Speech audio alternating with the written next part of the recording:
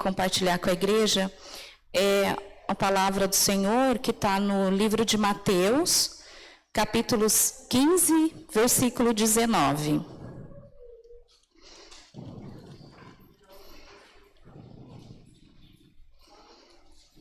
Mateus 15, 19.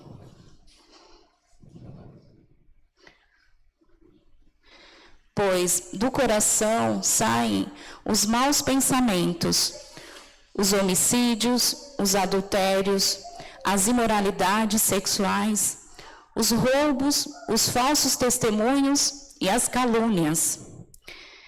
Vamos fazer uma oração ao Senhor?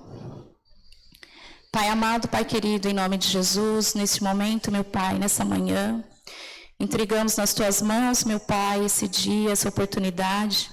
Agradeço ao Senhor, meu Pai, por estarmos aqui hoje reunidos em Teu nome, porque o Senhor nos proporcionou esse dia, esse momento.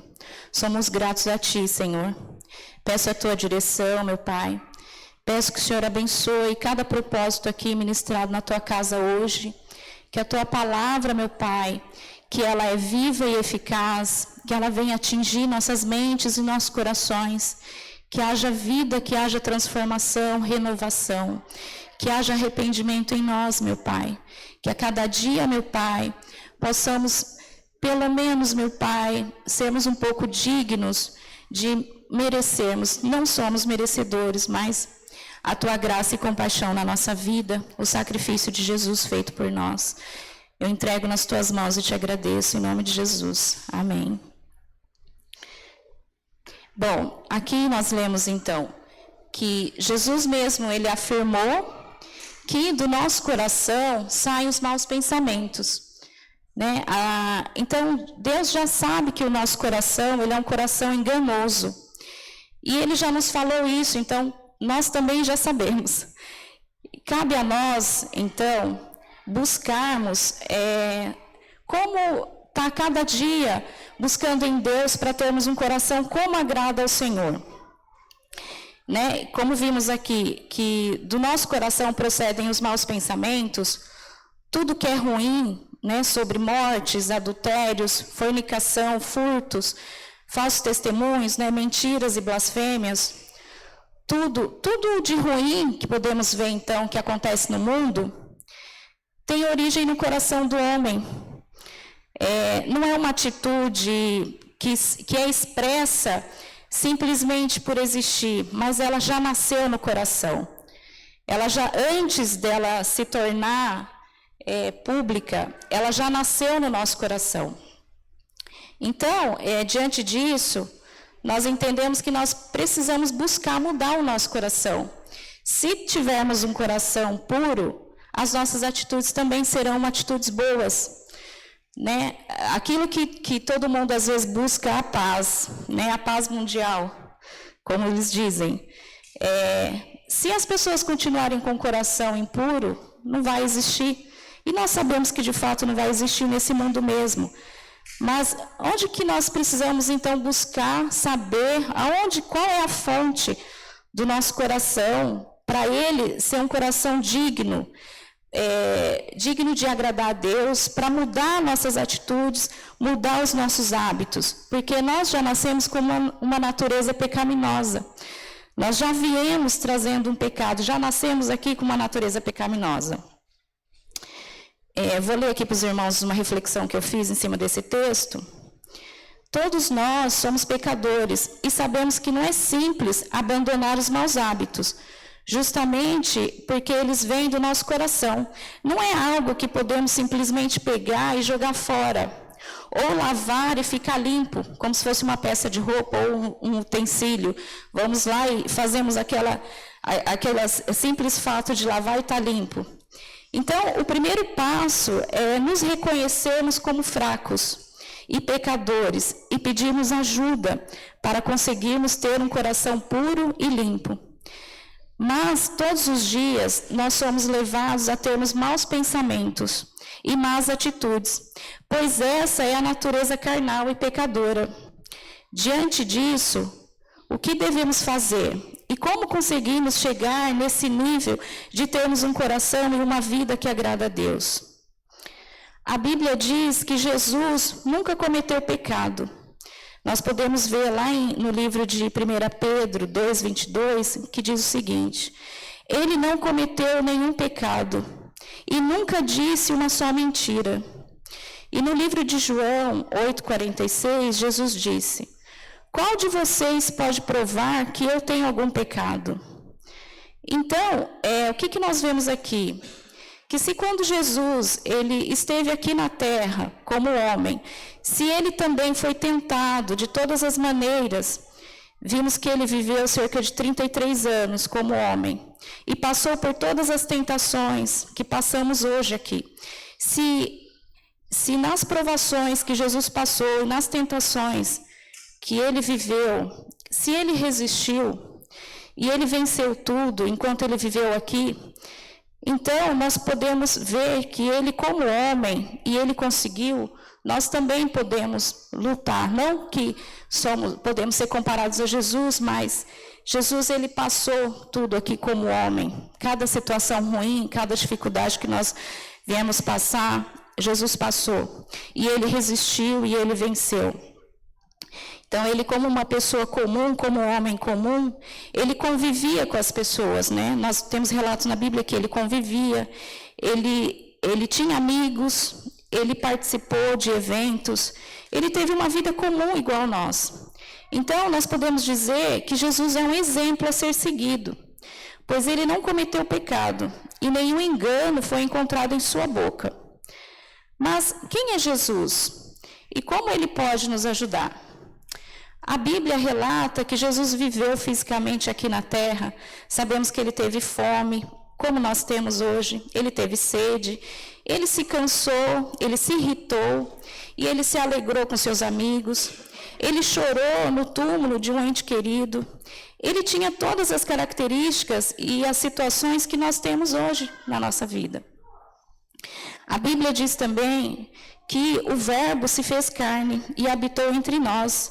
Em outras palavras, o Verbo, que é Deus eterno, ele se fez carne na pessoa de Jesus Cristo e viveu como homem nesse mundo. No livro de João 8:58, Jesus disse: eu afirmo a vocês que isso é verdade. Antes de Abraão nascer, eu sou. Essa fala de Jesus, ela nos conecta, aliás, ela conecta Jesus à fala de Deus, quando ele falou para Moisés. Deus falou para Moisés: eu sou o grande eu sou, né? Eu sou. Fala ao povo que eu sou. Então, quando Jesus ele fala isso, eu afirmo a vocês que antes de Abraão nascer, eu sou. Então, alguns textos da Bíblia mostram claramente que Jesus já existia antes da fundação do mundo. E no livro de Mateus 28:18, Jesus disse: Deus me deu todo o poder no céu e na terra. A Bíblia também nos revela que Jesus tinha poder sobre a natureza. Certo dia, né, Jesus estava com os discípulos no alto mar, no lago da Galileia, e de repente veio uma violenta tempestade. A tempestade invadiu o barco e Jesus ordenou que o mar, que o vento se acalmasse. Jesus repreendeu o vento e o mar e houve grande calmaria. E os homens ficaram perplexos e disseram: quem é este que até o vento, o mar obedecem? Aqui vemos que Jesus tinha poder sobre a natureza, porque na verdade ele é o próprio Deus, criador da natureza. Jesus, ele perdoou pecados, e nenhum profeta jamais fez isso, porque só Deus pode perdoar pecados. O próprio Jesus disse para uma mulher: os seus pecados estão perdoados. No livro de Mateus, 27, de 51 a 54, está escrito que quando Jesus morreu crucificado, a cortina do templo se rasgou, a terra tremeu, as rochas partiram, alguns túmulos se abriram e muitas pessoas crentes que estavam dormindo ressuscitaram e saíram dos túmulos e apareceram em Jerusalém, onde muitos viram estas pessoas. E tem um relato até de um oficial do exército romano, que seus soldados que estavam guardando lá o corpo de Jesus, eles viram esse terremoto e tudo que aconteceu. Então, eles mesmo falaram, eles ficaram com muito medo e eles falaram, de fato, este homem era o Filho de Deus. Então, nós vimos aqui que quando Jesus ele foi crucificado lá no Gólgota, que pregaram ele na cruz, colocaram pregos nas suas mãos e nos seus pés, ainda assim Jesus exclamou, Pai, perdoa-lhes, porque eles não sabem o que fazem. Então, irmãos, nós vimos aqui que são muitos os textos da Bíblia que revelam a divindade de Jesus. Mesmo como homem, através do poder de Deus, ele tinha autoridade sobre doenças, né? Jesus, ele tem relatos de cura, ele curou cegos, ele curou surdos, ele fez mudos ouvir, ele ressuscitou mortos. Jesus tinha autoridade sobre os demônios para expulsá-los. Então, é necessário, de nossa parte, é necessário termos fé e acreditar que Jesus veio a este mundo como homem com o intuito de completar uma missão espiritual, um plano de redenção, para tirar de nós os nossos pecados, para purificar a nossa mente, purificar o nosso coração. Devemos acreditar nessa verdade, porque se ela não for uma verdade na nossa vida, ela não terá o efeito. Jesus nos ensina que devemos ter uma vida de santidade e assim estarmos aptos para vermos a glória de Deus. Quando nós vivemos conforme a orientação de Jesus, a nossa vida começa a ir a uma direção diferente. Nós acabamos ignorando as coisas do mundo e nos voltamos para viver aquilo que Jesus nos ensina na palavra dele. Então, o Senhor, ele nos ensina a verdade que está na palavra dele. Então, tudo aquilo que é do mundo, que nós estávamos acostumados, então nós deixamos para trás e nós começamos a viver uma nova vida com o Senhor. Então, aqui, irmãos, nós temos que crer que Jesus, ele não foi apenas um revolucionário, mais um que apareceu, como naquela época apareciam muitos dizendo que era um revolucionário, com uma mensagem. Jesus, ele era o próprio Deus encarnado. E Jesus ensinou que nós devemos viver da forma como ele tem nos ensinado. E não apenas as nossas ações exteriores, mas Deus, ele está sempre olhando o nosso coração, as nossas intenções. Ele deixa claro que o Pai julga os nossos pensamentos e as nossas intenções. A Bíblia relata que através da desobediência, por causa da desobediência, né, através de um homem, por meio de Adão, o pecado entrou no mundo e assim a morte. Mas também por causa da obediência, através de um homem, por meio de Jesus, muitos serão aceitos por Deus. Jesus concluiu o plano divino de salvação, né? Isso foi planejado e foi executado.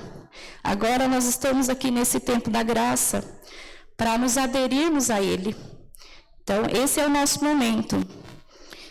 Jesus, ele conhece cada um de nós. Entre tantas pessoas que existem no universo, ele sabe exatamente quem é cada um de nós. Cristo ressuscitou. Jesus Cristo ressuscitou. E essa é uma garantia de que os que estão mortos em Cristo também serão ressuscitados. Então, irmãos, se temos isso como verdade para a nossa vida, e se continuarmos firmes na presença do Senhor, essa também é uma promessa para nós. Assim como Jesus ressuscitou, nós também seremos ressuscitados, se nos mantivermos na presença do Senhor. Nós não temos, com a nossa pequena mente, nós não temos a capacidade suficiente para entendermos o amor de Jesus, pois a obra de Deus, ela está acima da nossa compreensão. O que sabemos com certeza é que hoje nós temos a oportunidade de entregar nossa vida a Jesus e fazer dele o nosso Senhor e Salvador. Então, ele vai entrar na nossa vida, vai entrar no nosso coração, nos lavar, nos purificar, fazer de nós novas criaturas, da forma como Ele quer, para sermos aprovados. Ele perdoará os nossos pecados, Ele mudará a nossa vida. Então, irmãos, aqui para concluir essa palavra, que hoje haja em nós gratidão, que possamos ser gratos por esse momento, por esse dia, sermos gratos, não por recebermos uma bênção física, que também é muito bom, uma bênção material, necessitamos, primeiro, termos saúde para levantarmos, uma mente sadia, uma mente sã, porque isso é muito importante hoje também, além da saúde física, para levantarmos de manhã, para fazermos nossas tarefas, para irmos trabalhar, levar a criança na escola, tocarmos a nossa vida. Que haja gratidão em nós por essa oportunidade, por estarmos aqui, por ter sido tocado pelo amor do Senhor. Porque se estamos aqui, é porque Deus viu em nós uma capacidade em andar na Tua presença. A oportunidade está para todos. E devemos ser gratos ao Senhor por termos sido alcançados pelo amor de Jesus. Então, essa palavra que eu tenho para a igreja hoje, agradeço ao Senhor por essa oportunidade e que o Senhor venha nos tocar cada dia mais e venha nos sustentar diante da Tua presença, com o Teu amor, com a Tua mão forte e firme. Então, irmãos, que venhamos refletir no dia de hoje com a palavra do Senhor. É isso que eu tenho para passar hoje para a igreja. Agradeço. Fiquem todos com a presença do Senhor. Amém.